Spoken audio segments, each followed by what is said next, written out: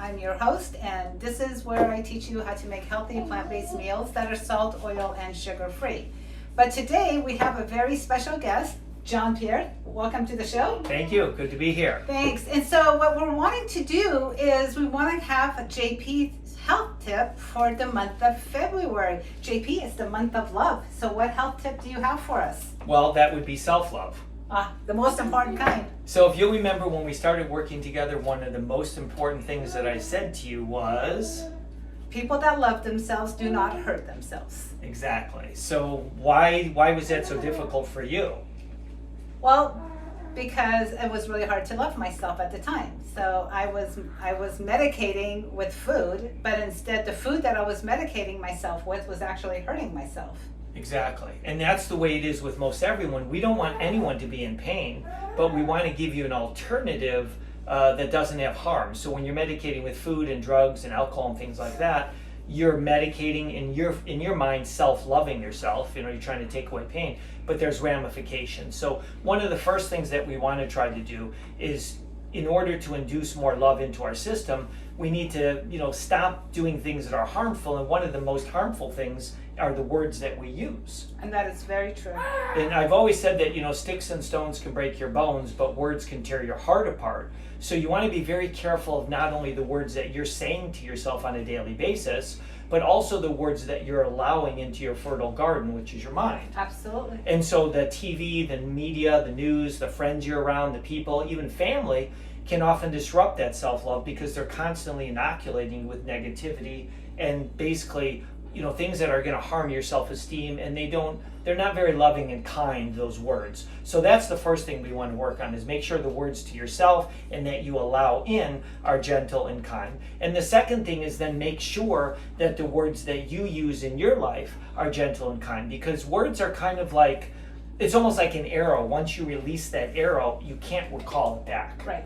So once it's released and you say something to somebody that's harmful or vengeful or hurtful, well, it's always going to be in their brain. No matter how many times you apologize to them, those words are there. So what you want to do is actually, believe it or not, is get a notepad and start thinking about what words could you write down that are empowering, they're positive, they're encouraging, they're loving, they're kind, and start keeping a notepad of positive, encouraging words. You might hear one on TV, or a friend may say something, you say, oh, I've got to write that down. So you can start using that in your vocabulary. Does that make sense? Oh, that absolutely makes a lot of sense.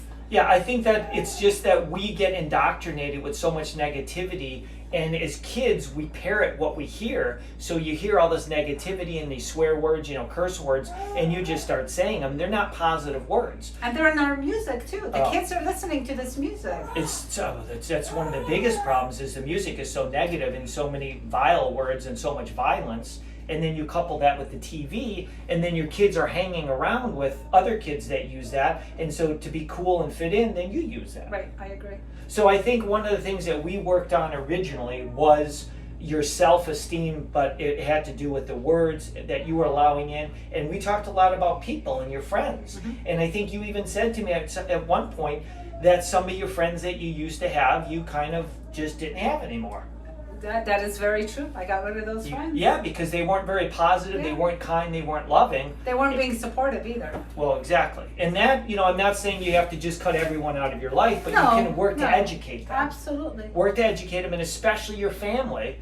You need to educate them about the power of words, and just letting them know that you want to be in an environment that's encouraging. It's going to allow your inner personality and your spirit to grow and not be hammered down, because kids, especially a lot of the kids that I've worked with throughout the years, almost getting close to 40 years of seeing clients, the kids that would come in the office would always talk about how their parents weren't, or in their family, weren't very supportive. They would always say they're never encouraging.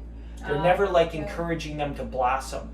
And you have to take it like as if your personality is, you're like a flower, and you need fertilizer, you need nutrients, you need water, and you need sun. You don't need darkness, and you don't need chemicals and poisons going into that flower, because then it's going to wilt and die. So you need positivity, and I would start just for right now with your words and make that list of them. And then when people say words that are negative, just correct them in a positive way. Just say, hey, that word is kind of negative. It's not really encouraging to me, and it kind of makes me feel like I'm getting beaten down. So I would start with that, and I would say that's the first and easiest way to induce self-love.